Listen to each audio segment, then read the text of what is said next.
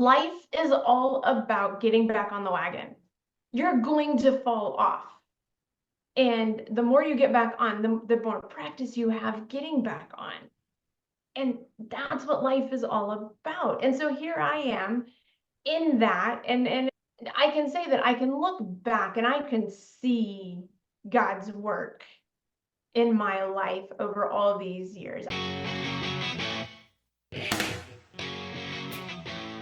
Welcome to the Simplified Organization podcast, 15-minute conversations with real moms about managing our homes and family life cheerfully to the glory of God.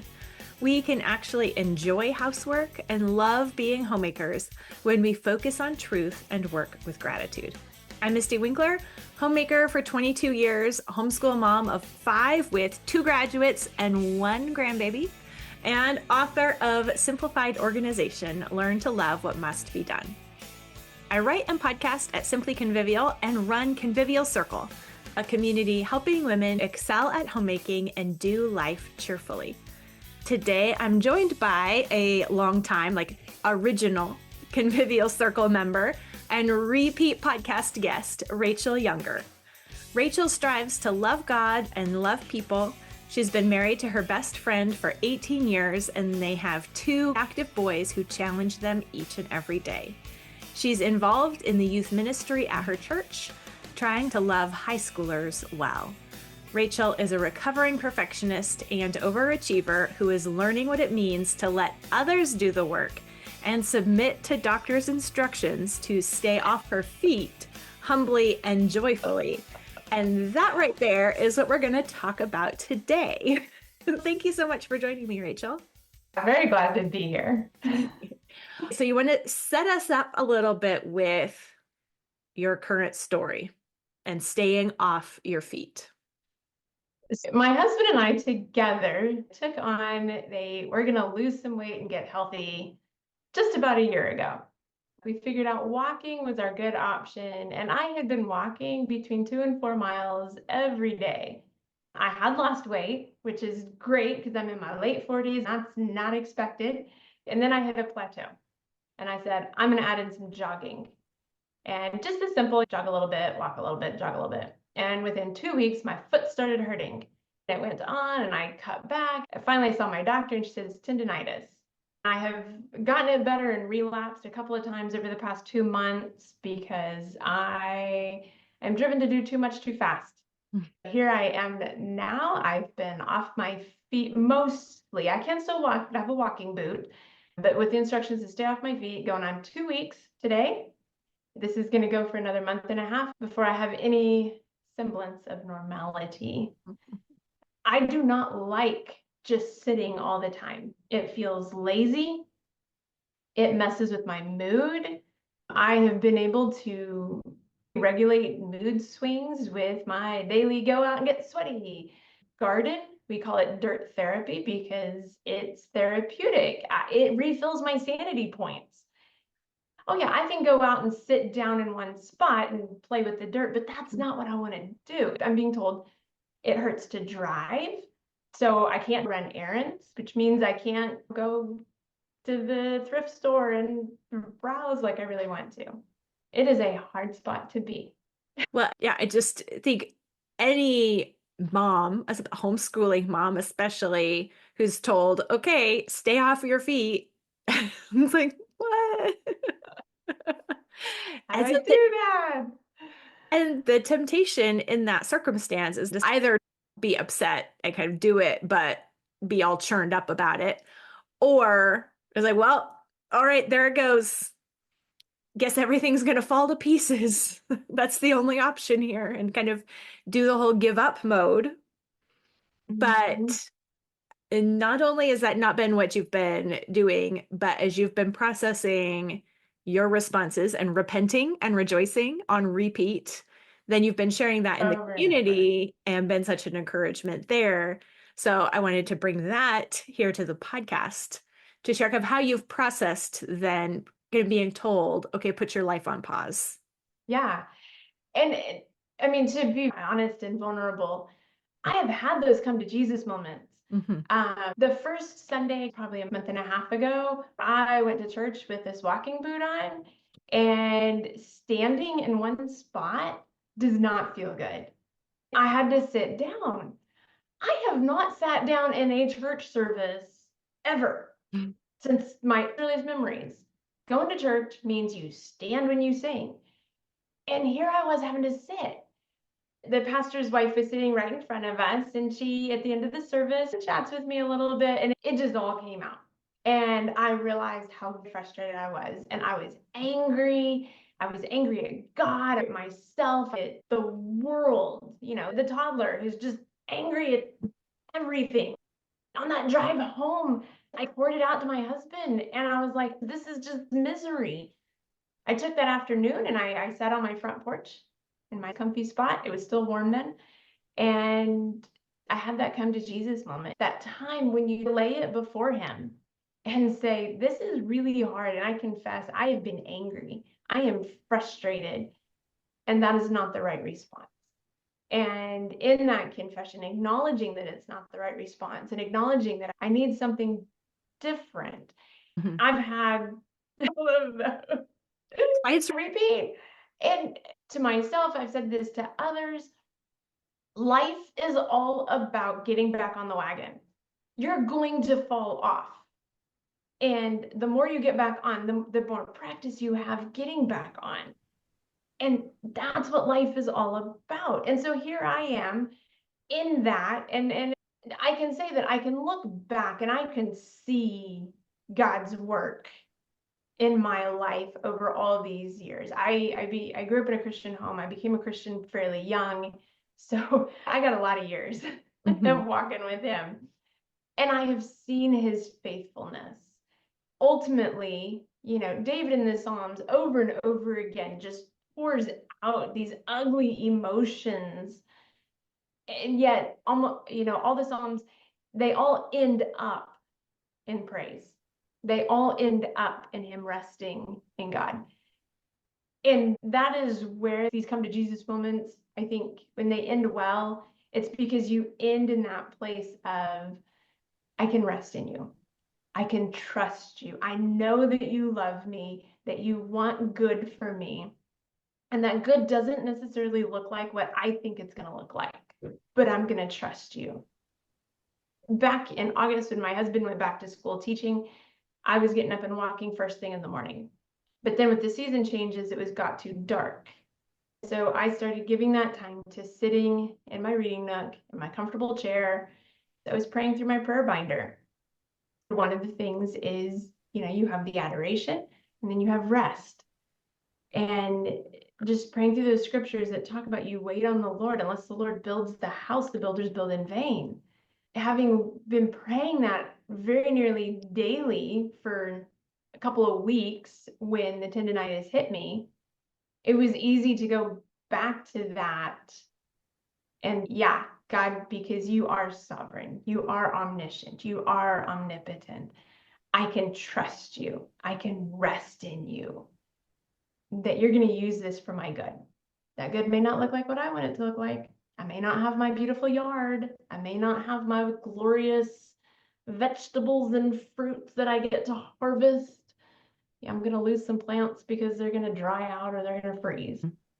But that's okay, because God is about forming me into a woman of God who loves him, who trusts him in whatever the circumstances are. Growing up in my teenage years, I loved Amy Carmichael, Gladys Aylward, and Elizabeth Elliot. I read their stories over and over again. One thing that's very true about Amy Carmichael, she was very active until she got sick or hurt her back. It laid her up in bed. And that was when she started writing.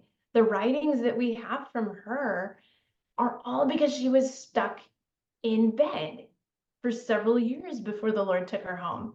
Reading the biographies, reading about people's lives really gives you insight when you end up in that kind of situation. When you experience great loss, reading Elizabeth Elliot's story can be so encouraging as she talks about losing a husband. When I was single, reading about Gladys Aylward just really encouraged me in my singleness, that God is still going to use me. Thinking about Amy Carmichael and the way God used her throughout her life. And then there came the time when she was bedridden and God still used her. Those have really played into the way I've been able to respond to all this. Several years ago, I read something from Brandy at Afterthoughts talking about you prepare in the good times for the bad times. Mm-hmm. I've heard my pastor say it, I've heard others say it. If you're not in the midst of a hard time right now, that means you either just came out of one or you're about to have one, because this is just life. When things are going well, you prepare. You're reading the stories, you're praying, you're memorizing scripture. You're preparing for that day when you don't have the wherewithal to pick up the book. You don't have the energy to go and find your phone to look something up. Sometimes I'm sitting down and I don't want to get up because it hurts. Both my boys are outside and my husband is off teaching and I'm all by myself. What am I going to think about? It's just that time of thinking about God's faithfulness and how he's been faithful in my life and in other people's lives. I'm this little homemaker. I got my two boys. I homeschool. My little homestead. I like to think that I like to write, but I can't ever get myself to write. My story's not even out there that way. And that's okay. God is still faithful. Well, I think that's huge right there, is like when you are stuck sitting in a circumstance that you would never have picked, that is the question. What will you think about? And Mhm. we do have self-control over what we think about, and we do have good things to think about. Yes, we do. And to fill our minds with those things that are worth thinking about. My older son is 13. The young teenage boy who says, "Oh, I'm going to be my own person and I'm going to go for everything my parents think is not good." It's hard getting him to understand.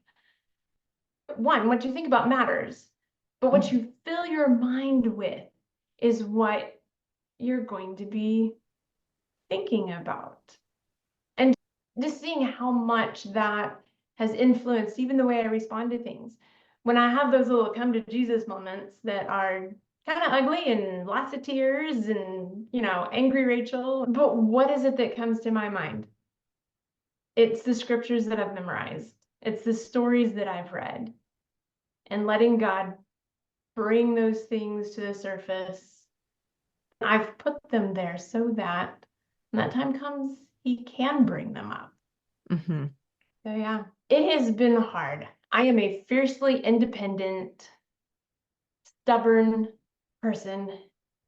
When my husband was first pursuing me, I'm telling my mom about it, and she says, "Well, Rachel, I'm praying that if this is the man for you, he will be persistent because you can be really stubborn." It's like, oh, mom. But I'm seeing that. I want to do it myself. I'm a good toddler. Do it myself. I don't want to ask for help. I don't want to bother anybody else. And here I am. I asked my 13-year-old this morning, "Will you get up in the top of the schoolroom closet and find this basket? I can't find it." And I'm like, "Oh, fine, I will come." Acknowledging my own failings, acknowledging my own rebellion, how deep it runs.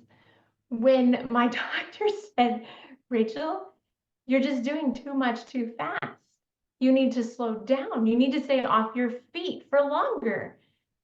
The response in my own heart, wow. I was like, "I see you telling me what to do." It was not pretty. And I'm like, wow. I tell my boys, you have to learn to submit to authority. God has placed me in authority over you. You have to trust me when you don't understand why I'm telling you this. I'm like, Rachel, are you listening to your own words? You have this very good friend telling you what you need to do so that you can get back to a healthy place. And I'm rebelling against it. And then we had a sermon last week about clothing yourselves in humility, submitting to one another in love. And it was just that moment of like, yeah, my pride runs deep. And as another friend said to me, she's like, Rachel, God doesn't let us wallow in that. He wants to see us grow out of that. And here he is revealing to me the ways in which I need to grow. Mm-hmm. And giving you the occasion to do so. Yes. And I don't think I would have ever seen the depth of my pride and my rebellious. This particular situation, it's one set of tendons in one foot, and it has completely sidelined me. It's a very small part of my body. And yet it's been revolutionary changes and things that I can't do. And I think that had it not been so dramatic, I would have never seen it. I would have never seen this pride, this independence, this rebellion. I have this sense, nobody said this to me, but I have this sense that even once I get out of this time of got to get this tendinitis better, which means staying off my feet and doing isometric exercises, I'm never going to get back to as active as I was before.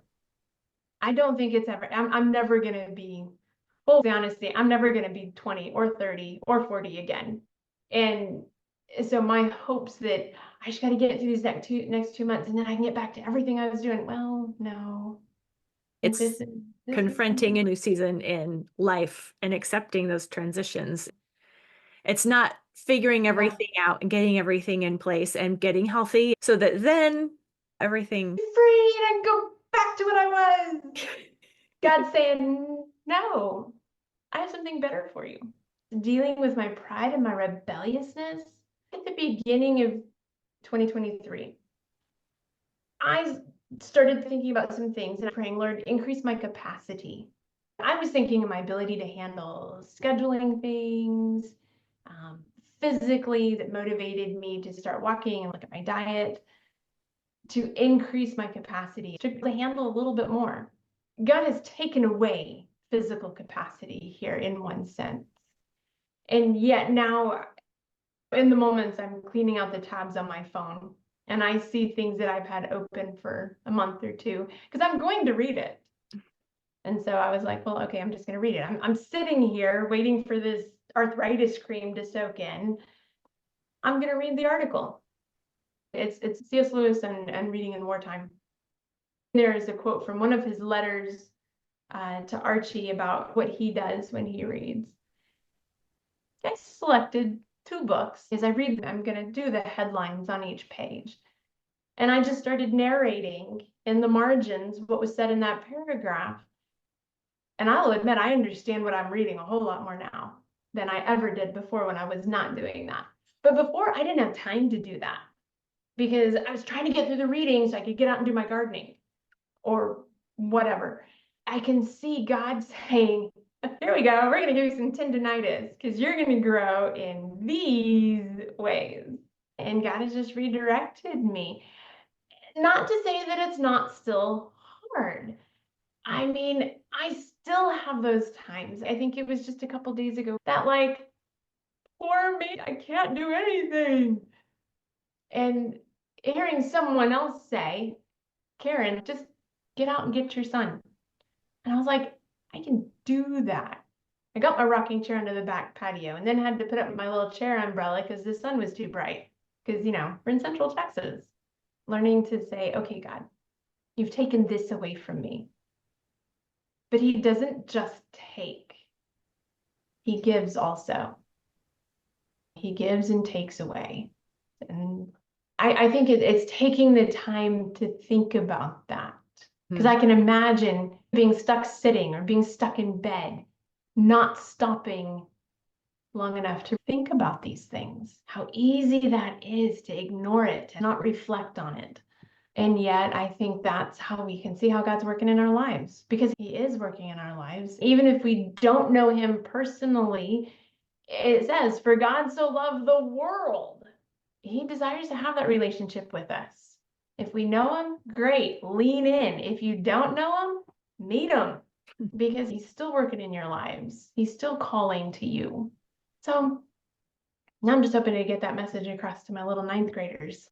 Thank you so much, Rachel. You've definitely gotten it out to other women in the community, and it is helpful to hear other people's stories and realize this is the way God works in our lives. We don't have to fight it. There is something good there that we can rest and trust and have faith. Thank you, Misty. I do have fun getting to share my story, even if it is a hard story. I appreciate Rachel telling her story so much, and I hope that you enjoyed it as well and took encouragement from it. One thing I think you can see in the way that Rachel told her story is that she's aligning her version of the story with truth rather than maybe her initial reactions or responses. And if you need some practice in telling a true story about your life, then let me give you the first module of my course, Organize Your Attitude, for free. It's called Tell a True Story, and it will help you take the facts of your situation and what's happening in your life and not be ruled by your emotions or initial responses, but see God at work in your situation and tell, so that you can tell a true story with your life. You can get that free module by going to simplyconvivial.com/story. That's simplyconvivial.com/story, or find a link in the description of this episode. It will help you to repent, rejoice, repeat.